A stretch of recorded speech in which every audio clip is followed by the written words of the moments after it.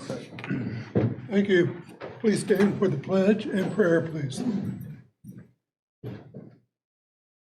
I pledge allegiance to the flag of the United States of America and to the republic for which it stands, one nation, under God, indivisible, with liberty and justice for all.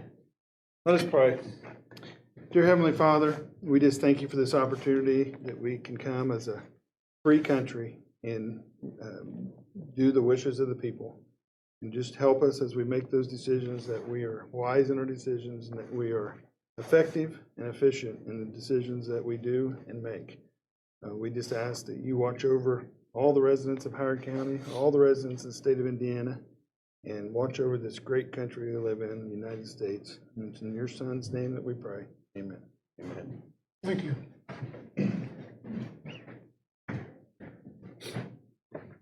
Okay. Special announcements, recognition. Yes, sir. We got years of service recognition.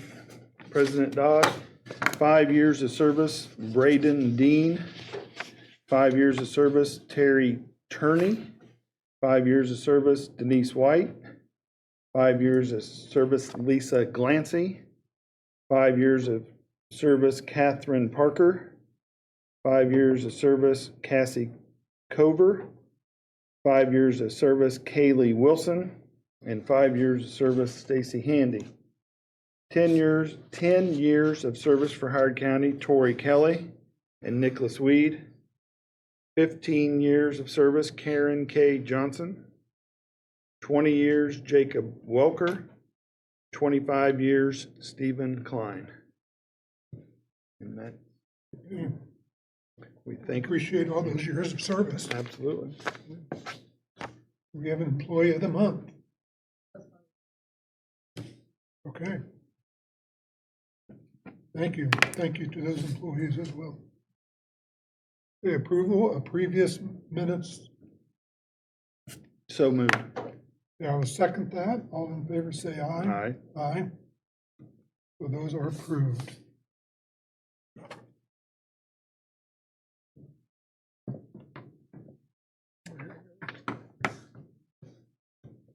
Okay, departmental business and reports.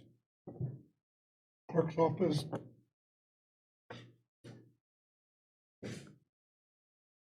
Stewart. Good afternoon. Hello. Renewal Okay, contract. what I'm here today to present is 3 contracts. 2 of them are just renewals, and the other one is a new one. First one is for Jeremy Peel to collect our traffic tickets, which he's done over the last, I'm thinking 10 years. So we just want to renew his. And the other one is the CSI contract. It's the license for the CSI case management system that we went from to go to Odyssey. And we still refer back to that system quite often. Then the third one is a company, it's a debt collection company. And what we would like to do is use this company to collect the criminal fees. Once we get everything figured out on how we go about collecting them, we would like to go ahead and bring this company on board. There's no charge to us on them to do this. They do charge a 30% fee to the defendant, and the defendant has to pay that. But we do not pay any fees at all on Jeremy or pay courts. The CSI contract is $4,000, and I pay that out of my clerk's perpetuation fund. Okay, you stated on the debt collection, it's at 30%, and it goes against the debtor. On Mr. Peel, what's his rate of collection, or? I think his is roughly 33%. Mr. Wilson, have you looked at all I these? have. I've reviewed all of these and they're all Yes, fine. Alan is. Do we need to act on one each individually, or all as one? I think you do all as well. Okay. I don't think there's any problem with that. She's presented all Okay. I make a motion to accept the contract agreement with Mr. Peel, the renewal of the CSI software agreement, and the pay court debt collection agreement. I will second those. All in favor, say aye. Aye. Aye. So those are approved. Yep. You just need these signed.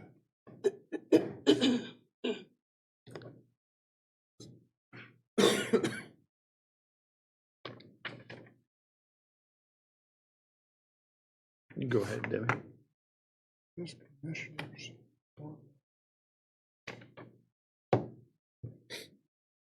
This one is one. You need all of our signatures over here, Deb, or just one? I think one, we've done one in the past, I believe. That's usually been the president. There's two places to sign.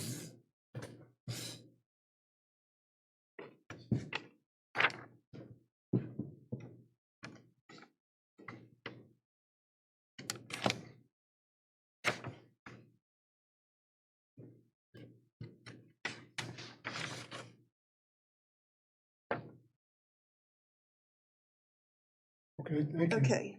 Then my- Revised election worker pay schedule. Yep. The election board and I have been in discussion on trying to increase the workers' wages for the election. So we came up with a pay schedule that I believe we sent to the commissioners to look at in advance. The council has already approved the funding. It was approved in my last budget. So we are, we voted on this to approve it. So now we're coming to the commissioners and asking for them to increase the election worker pay through an ordinance, which I have here prepared by Alan. And we feel like this would draw in some of the younger people, and because our election workers are older, What is the age requirement? What's the youngest? the average age. No, what's the youngest that age that a person can do it, 18 or 21? They can work if they're 16 and 16? 17 in high school, but 18, Have we yeah, talked to the, On certain jobs, they can work, right? I'm sorry. On certain jobs, they can work. They can't be like an inspector. The school age can only work election day. Right. But, if someone's 18, an adult, they can work the do early you voting. go to the schools and talk to the government classes and try to get some students to work the We election? have done that. Mhm. I sent letters out a couple years at a time, 2 years in a row. And I think we've only gotten one response. And it's, So, I can attest that it's very hard to get election workers. And we're fortunate for the ones we do get. it is. So, And then they have to sit there for 12 hours. They're not allowed to leave, and so they have to sit on election day for 12 hours and early voting for 10 hours. And once they're in that vote center, they're not allowed to leave. right.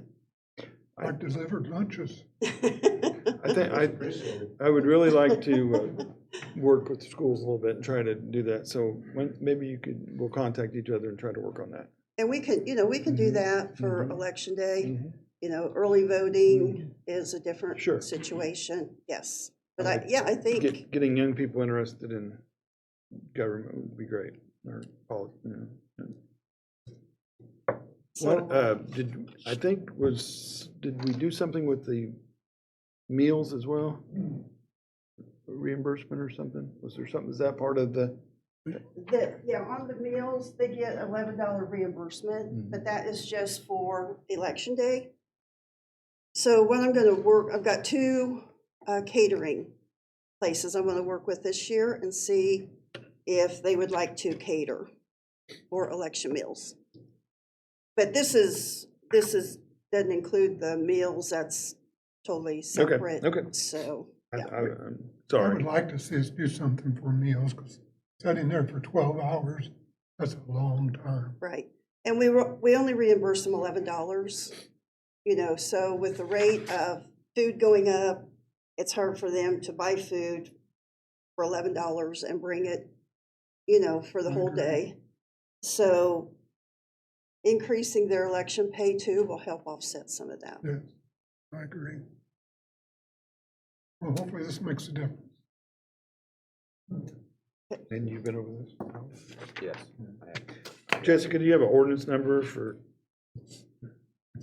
2024-BCCO-05. I'd make a motion to accept ordinance number 2024 BCCO 05 for compensation for election workers. I will second that motion. All in favor, say aye. Aye. That is passed. Okay, thank you. Thank you for bringing it forward.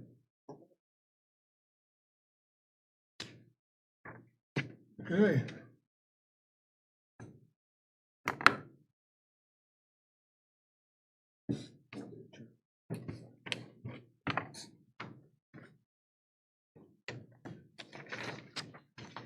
Plan Commission, Mr. Sheeline.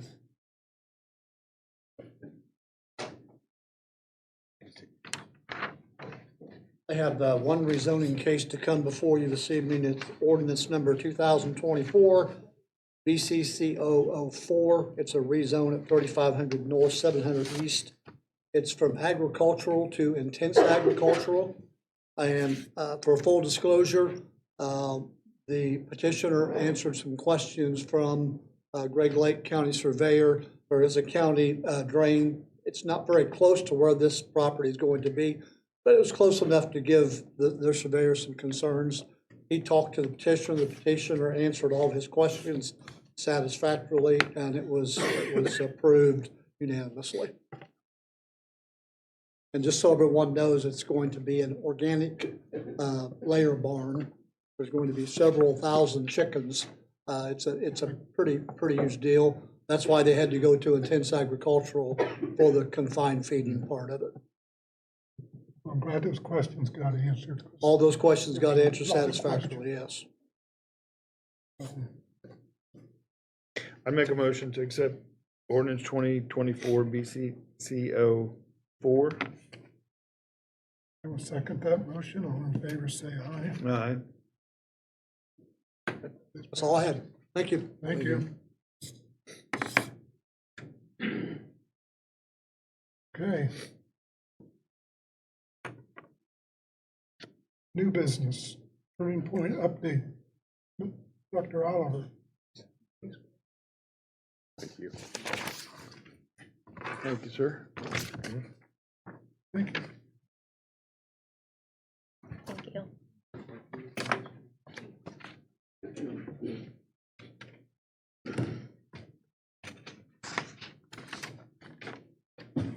All right, my name is Matt Oliver. I'm CEO for Turning Point System of Care, and I'm very happy to be here to report to you our 2023 report. And it would not be an exaggeration to say that the county has helped us tremendously by investing in Turning Point for the past year.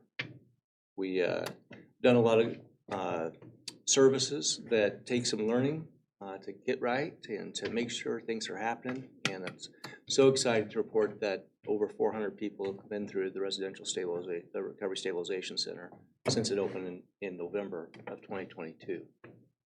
As you know, we provide 24/7 crisis and stabilization. We provide active detox. We provide medication-assisted treatment. We provide not just treatment for addictions cravings, but also full psychiatric care. Our nurse practitioners also are addressing a variety of primary care issues at any given time when people come into the residential space. In addition to providing outpatient therapy and pure recovery support, navigation, in addition to a variety of support groups and functions. There's some of these things we seek reimbursement, whether through grants or through insurance. And then obviously local county and government support goes a long ways helping us make sure that things are taken care of financially. You may find it interesting to look at the things that we see most typically in terms of clinical concerns. We definitely see our biggest primary diagnosis coming through for meth, and then you're basically seeing opioid related, whether it's heroin or fentanyl, and then you see alcohol. So those are our top three. Each of those, because of fentanyl, can be lethal. People don't usually die of meth, but when it's laced with fentanyl, it can become deadly. So each of those things present life-threatening concerns that I'm grateful that our community has been investing in this infrastructure to make sure things are going okay, and that give people a helping hand and some hope. A milestone for Turning Point is that we served just under 2,000 people this past year. So when I think about that, I think that's pretty amazing. That's a lot of reach. There's other behavioral health providers in town where that number would be pretty noticeable. So that's for an agency just over 5 years of age, that's pretty cool. We talk about just a whole lot of different kind of milestones, but I thought some of the things that might be most important to you is looking at the impact of care. When we started thinking about the Recovery Stabilization Center, we knew that having access to medication, getting people psychiatrically stabilized, but also be able to get access to medication-assisted treatment was a big need because it helps people not use, not relapse, and people die most typically when they've gotten a little bit of recovery time under their belt and then relapse because they don't have tolerance. So when we look at the adult care impact, 70% of people coming through our stabilization centers would say improvement in being able to obtain cravings management medication. If I go to the bottom of that adult care impact, I can see 80% improvement in recovery capital after 6 months of support, meaning if you take a look at this recovery capital scale, that is the tool that we use to predict who's going to have the supports and resources to sustain their recovery. An 80% improvement, if they stay engaged and work with peers ongoing, 80% improvement. That's going to be dealing with housing, employment, the people that you hang around with, the purpose that you fill in your life. So all of those things are important. It's also important to think about community care impact. When we look at stakeholders and ask them, how do you feel like we're doing? They would say Turning Point, 65% would agree that time spent by hospital emergency personnel finding appropriate treatment placement facilities has been reduced because of the stabilization center. 86% would agree that the stabilization center expands the regional continuum of care, and 97%, glad to say, would say we would recommend Turning Point as a treatment option. I think they would say that because if they talk to people who have gone through there, they would say Turning Point feels different. Turning Point feels like they care, and it's because we invest in so many of our staff having recovery. I have no doubt about it. When I round on the unit, when I circle the halls, it's because they connect well with people that are struggling and help them basically work towards a better day. So when you look at the support ratings, and this isn't just a stabilization center, this is across the board, 93% would say we agree or strongly agree that Turning Point's been extremely helpful.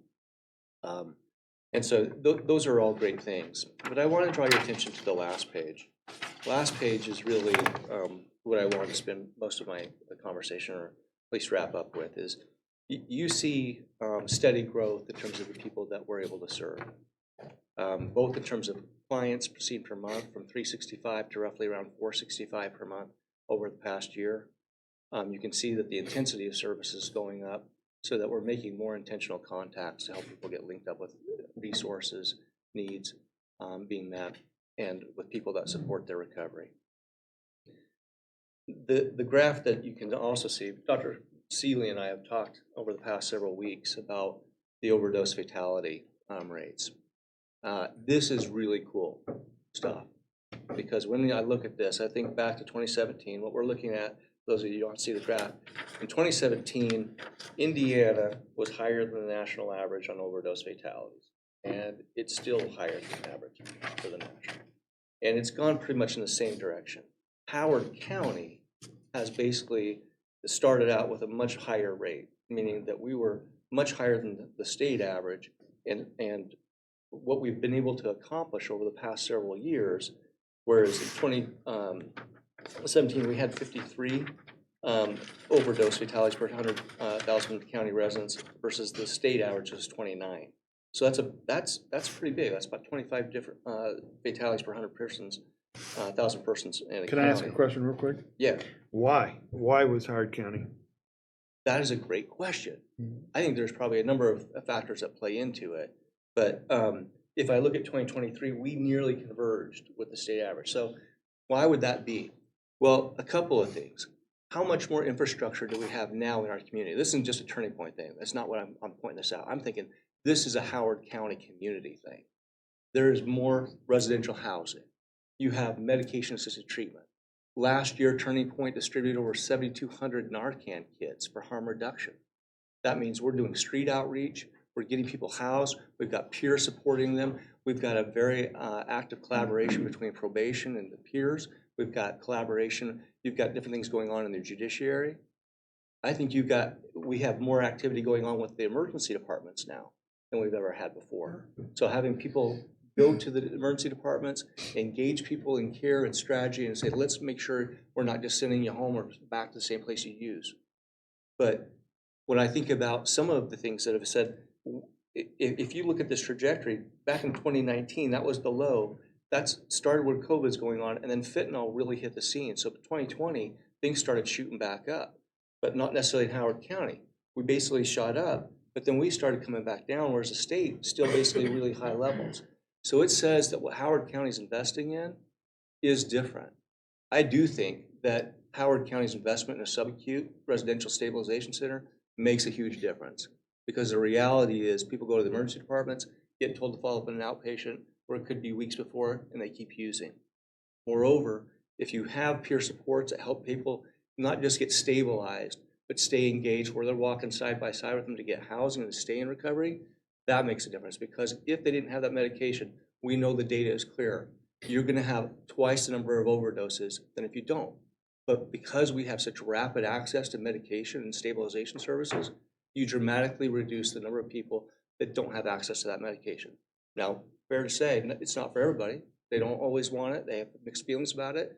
But more and more people are saying, it makes me feel much better about going to work, put my life together, and stay engaged in recovery rather than having to deal with cravings all the time that just distracts me from taking care of life's responsibilities. I talked about this the other day, but Yeah. we see mental health, substance abuse, which came first, you know? Yep. Are people self-medicating because of mental health? Yep. Does the substance abuse cause mental health problems?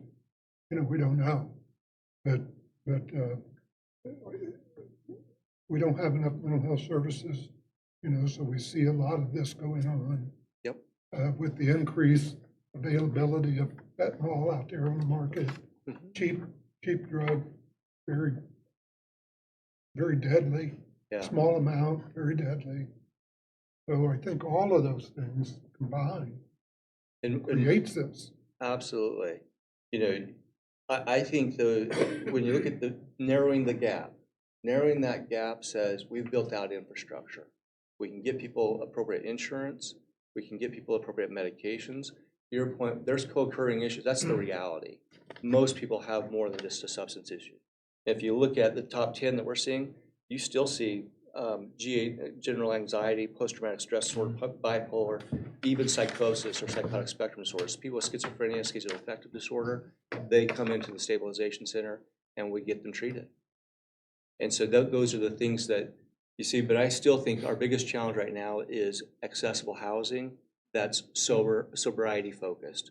Sure. So it's easy you may have a chance of being able to get into a space, but whether or not you are able to be with people in recovery makes a huge difference. And we've seen that grow, and I hope to see that continue to grow as we go forward. But I know that the stabilization center, because it's what gives you rapid stabilization and medication access, makes a huge difference. I know you guys are doing a lot out the jail. Can you talk a little bit about that? Right now, the jail is, we have been in the jail. Right now, the jail is considering engaging in the IRACS program. And the IRACS program is a state-driven program that's basically looking at reentry supports. So as you know, a lot of people will get involved with the criminal justice system because of drug use, and they may be arrested and taken to jail, or they may be violating their probation and taken to jail. So we've continued to express interest in basically working with the jail to make sure that we're able to be a service option support for those needing support and structure when they come out of the jail. So I know the sheriff and his team are looking at different ways of approaching that. We've definitely expressed interest to say we want to make sure we're heavily involved in that because it makes a big difference.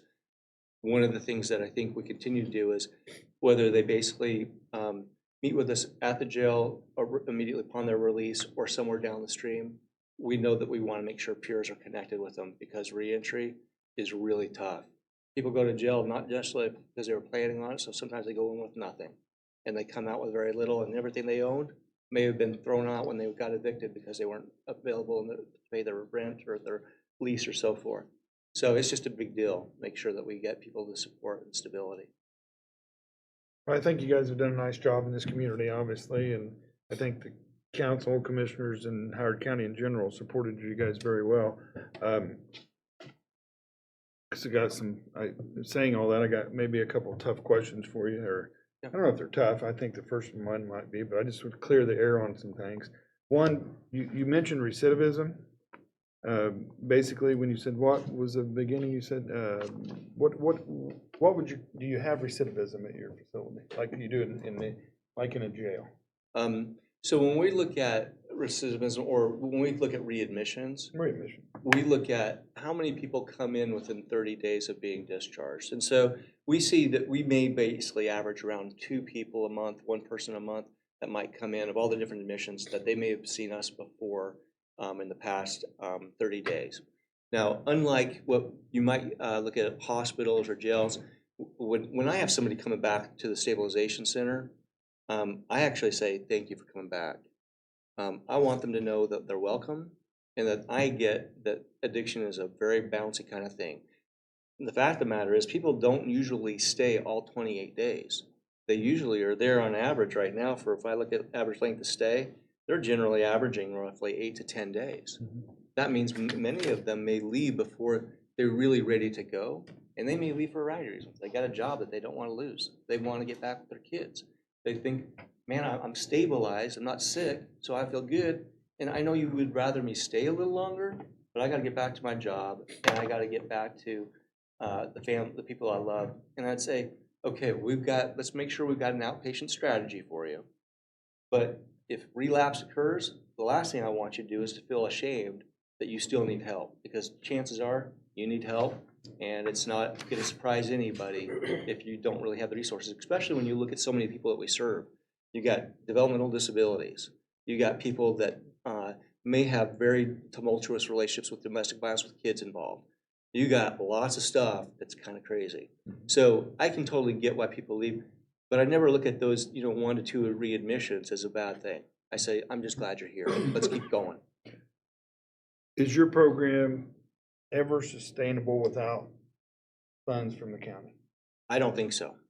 I think local government investment right now for the industry where it's at it's a need. Now, we got a lot of support from you this past year. Not going to deny it, and it's been hugely helpful for us to get through the learning curve. When the learning curve of how do we make sure insurance is good with everything? Insurance, as you may know, really likes to deny claims. That we're still basically waiting on monies to come in for billings that were done months ago. So without the monies that we receive from the county, I just don't think that things are ironed out as much as they could be. Now, I do feel like diversifying revenue sources to traditional funding streams is important. So things like DCS are going to be important. Why? DCS is still part of our mission. Many of the parents that get in trouble with DCS have substance use issues, and DCS is a traditional funding stream. Now, Turning Point's a small organization that's a young organization. We have to look at those types of opportunities so that we're less dependent on grants and less dependent on external fund raising or donations or even local support. We get that, but we have to just level with you and say we couldn't be doing what we are doing without county support. Any idea what percentage of your services are reimbursed by insurance? Right now, I would say we're about 20%. A lot of stuff still comes from grants. The board and I have looked at a strategic plan that says we need to look at different strategies to make sure that we're moving. 2 years ago, we were 90% grant funded. So it's like, that's not sustainable. A lot of those funds came out during COVID. So The fact that you don't see those stimulus-related grants coming out, we're diversifying as fast as we can. So we are now doing supervised visitation with DCS. We just signed a contract with them to be doing drug screen testing for DCS folks around the region. And we're looking at things like family preservation, because we know Stacey Morgan needs that, and we know our community needs it. But it helps us reduce the burden to basically get going. But I would be not honest if I was to say that we didn't need local government support, county commissioners included. So I just have to say a big thank you to you. And so, you know, I'm grateful that we're able to show, I can't say that Turning Point's responsible for these overdose fatalities, but I know if that data wasn't there, I couldn't be claiming it. I think we're part of it. And I think it's only because of the community's investment, that is the county's investment. I think treatment facilities are an important part of this number coming down. I do. And you're right, people coming in, they stay for 6, 7, 8, 10 days, whatever it is. Yes, treatment is, as you said, up and down, bouncy kind of thing. People usually don't come in and stay for the full treatment the first time. I get that, I've seen it Yep. many times. Do you offer and I think, I know I've talked to you about this before, and there's been some people in the different areas of the government and things that said, oh, they don't offer this. Do you offer 24-hour service, meaning somebody's at 3 a.m. and they call and they're either gonna go to jail or the hospital, or do you guys, is that offered? Absolutely. So one of the things I'm proudest about is that we've been able to figure out a way to provide 24/7 rapid access crisis support. When we basically started dreaming up, what does this drop-in center need to look, that became the stabilization center, it was really, where can law enforcement bring people as an alternative to jail if they wanted help? Where can we basically have folks coming 24/7 from the emergency departments so that we could take the burden off the emergency departments? We didn't want people just dismissing people. We wanted them to get the care they needed. So we have collaborated with organizations, Community for One on the crisis peers, that they regularly go into St. Vincent or Ascension and Community Howard, because we want to make sure we've got good relationships with their medical staff. Say, look, let's make sure you get connected with a peer. But during business day, Monday through Friday, they've got rapid access navigation. Any other day that we're closed or it's after hours, they go right into the stabilization center, and there's always a peer navigator there so that we're able to manage that 24/7. If they're not coming in for substance use, that's fine. We have 2 24-hour observation crisis chairs that we use. It doesn't require you to have a substance use for admission. It says if you need to slow things down, or if it's a freezing night and you need someone to take a look at you and make sure we get you navigated to a shelter or something, you got a place to come. So it's meant to be a resource to. And then one last question, because I always like to clear the air on everything. Your board members, are they volunteers? They're volunteers, they're not paid.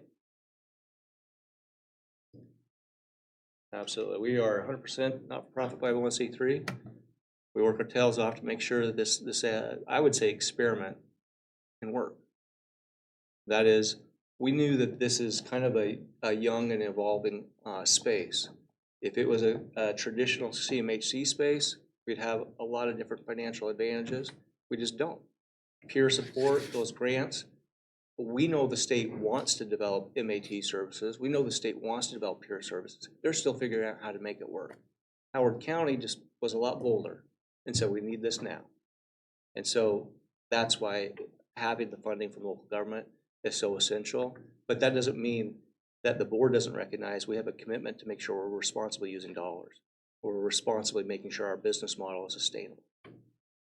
Well, I thank you for all that you guys do, and I always value your reports. They're very informational and got a lot of stuff for us to You're doing digest. Thank you. important work. You're doing a great job. Thank you. And I don't know, Paul, if you want to chime in as board president for Turning Point, if you have other comments you want to make.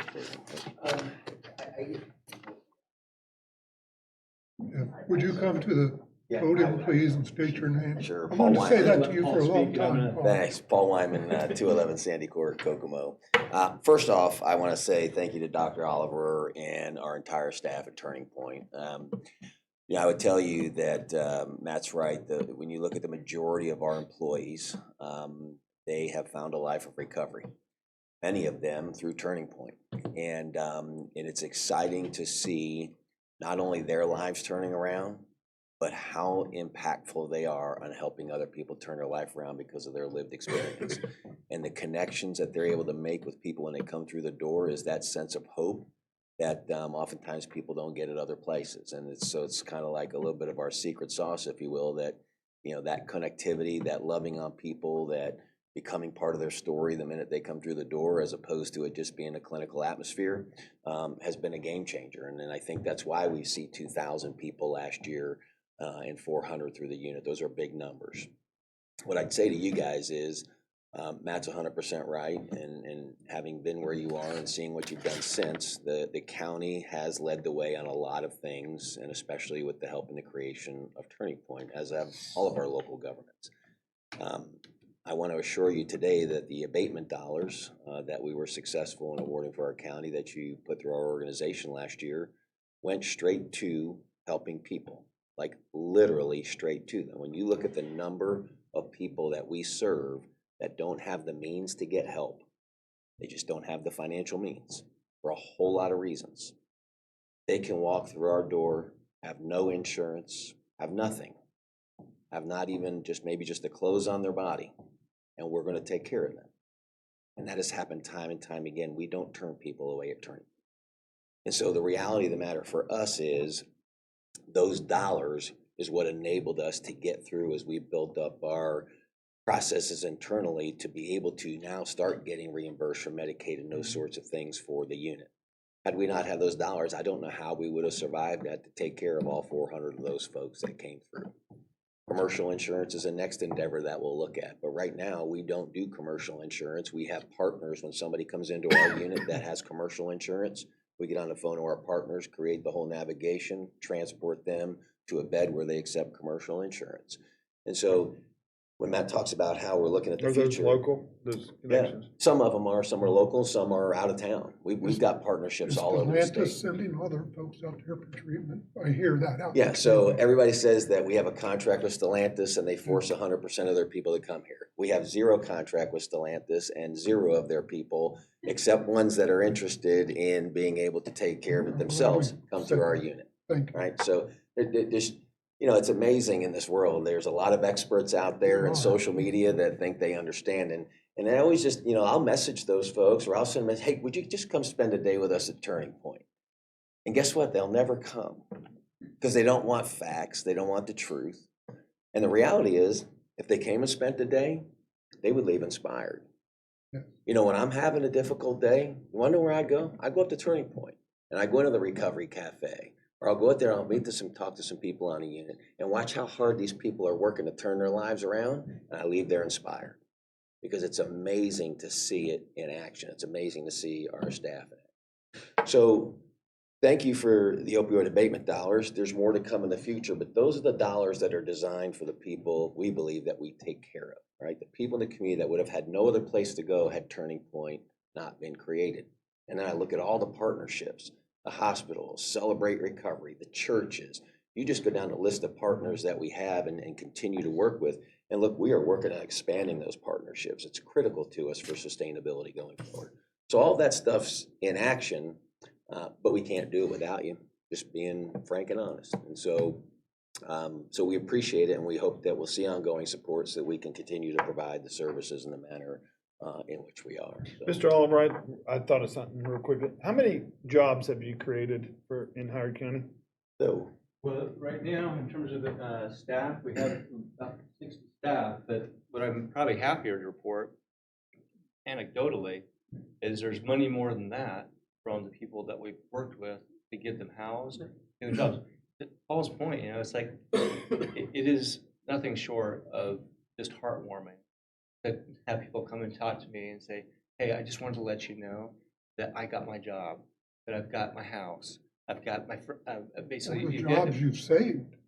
Yeah, right. I mean, Right. to me, it's like, I know that there are many places out there that are pushing recovery stabilization, but I don't think is common is the way that Turning Point cares. I've been in community health centers. I know the for-profit residential stabilization programs, and it's about relationships. Absolutely. And so it's time and time again, it's like we do harm reduction outreach for a reason. We work with helping our homies for a reason.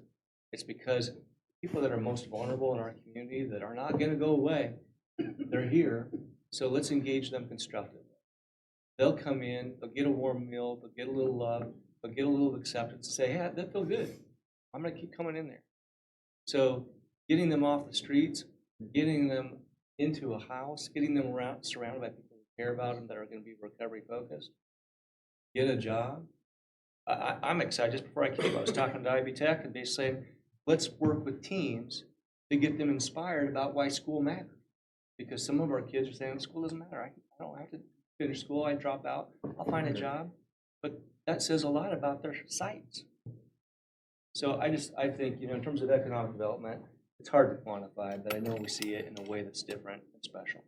And the work we're doing in the schools now too is really starting to take off. We're getting a tremendous amount of comments and support from the school systems that, our folks are in there working directly with the kids and connecting with these kids, and then they come to our REACH program afterwards, and it's pretty phenomenal to see just in the kids the turnarounds and the things that we're seeing. So it's pretty much wraparound service, at Turning Point, and we're caring and loving on people that prior to 2018 in our community didn't see the kind of love they're seeing now. I can assure you that. Thank you so much. Thank you guys for the Thank you. information. I appreciate your time. All right, moving on to claims and reports, salary claims.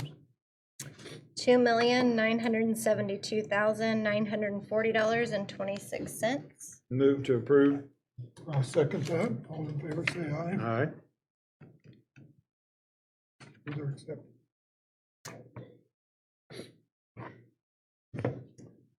Ready for payroll expense? $1,040,613.41. Move to approve. I'll second that. All in favor, say aye. Aye. Those are passed. I did the Operating claims, I did the operating claims first. I apologize. okay, So let me do the all right. salary claims. Let's go to salary claims then.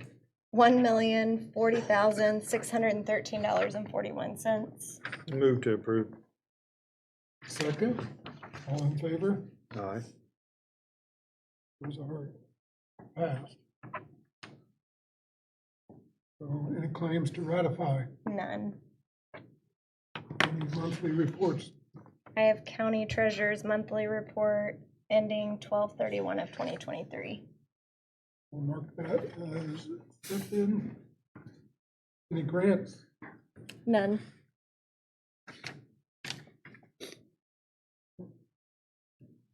Thank you, Madam Auditor. Any county attorney issues? Nothing today. Commissioner, any commissioner issues? Nothing. Other comments? Sure. Brad Simone, Eastern Howard County. I always like to come up here and point out when other counties do something nice for their constituents. So Grant County today, 10 o'clock this morning, put a moratorium in place on their solar and wind projects on that side of the county so they can listen to their constituents, they can get everything right. So that's kind of what I wanted to point out. Maybe we can, we can still maybe get a moratorium in place to maybe get some things right with our ordinance, because I don't really feel like it's right yet, but from what I hear up there, you guys are pretty happy with it. But you don't live where I live, so you probably would have a different tune if you lived where I live.